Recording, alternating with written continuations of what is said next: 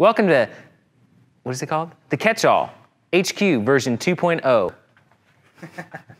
Today we're gonna be talking about some of the cool iterations we've done of our pole topper, which is one of the little details that you get inside every single Catch-All kit. When we were first designing the product, we were trying to figure out how do we get our nets on the house? Do we clip them to the soffits? Do we nail them on the fascia? Well, what we figured out is for quickness and ease of use, we're gonna put them on poles, lean the poles against the house. So we needed something that goes on top of the pole that's gonna hold the net up without damaging the house. Well, we had a bunch of crazy ideas.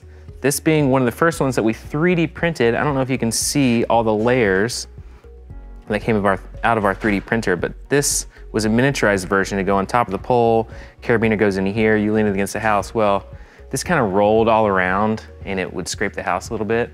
So our next version was something like this. It has a screw top in it, and we put a piece of foam over here, and that didn't work very well because it still rolled.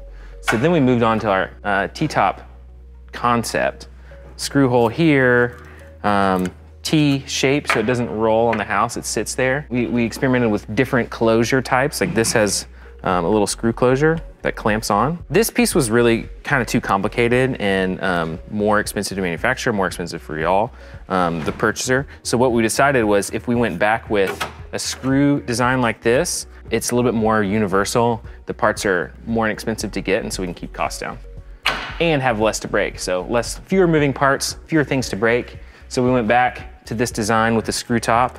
This one got kind of melted. And actually, there's a lot of other failed, we have 3D printers that we print all this stuff, and we've had failures over the years. Like, look at this. Like, that one didn't really work out. This one, we actually tested with our roofing company, Avco Roofing. We used this for about a year and a half, this iteration. So it's 3D printed. Carabiner goes through here. It's very similar to what you get in your kits today, but we didn't have any injection molded foam. We just used pipe foam.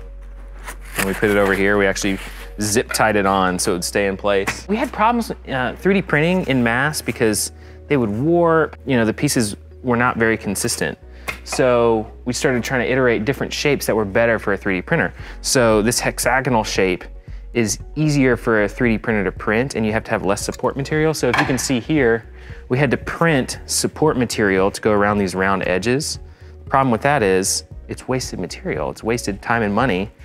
We had to trim that off with a knife, and it's just kind of a waste. So what we realized is if we print hexagonal, you don't waste any support material. So we started doing that. This is actually the first version that we sent out. 3D printed in mass in Ohio. The problem with that is they're expensive to do. So the startup cost for 3D printing is very low, but per piece cost is relatively high over injection molding. And these are pretty durable, and they last well. We experimented with other materials. This is like a flexible printed material, but ultimately the shear strength in this is not very strong. What we have now, the Mac Daddy of pole toppers, is injection molded. It is super strong. When we've tested these, the pole fails before the topper fails. I think we engineered the heck out of this thing. It's got this super squishy foam that goes on the outside to protect the facade of the house. We extended this sleeve, so now the pole goes all the way in. So it has a lot of extra torque strength. So it's been a long road just on this one piece of the Catch-All kit. Put a lot of work into it. We're really proud of what we come up with. We know that y'all are gonna love it too.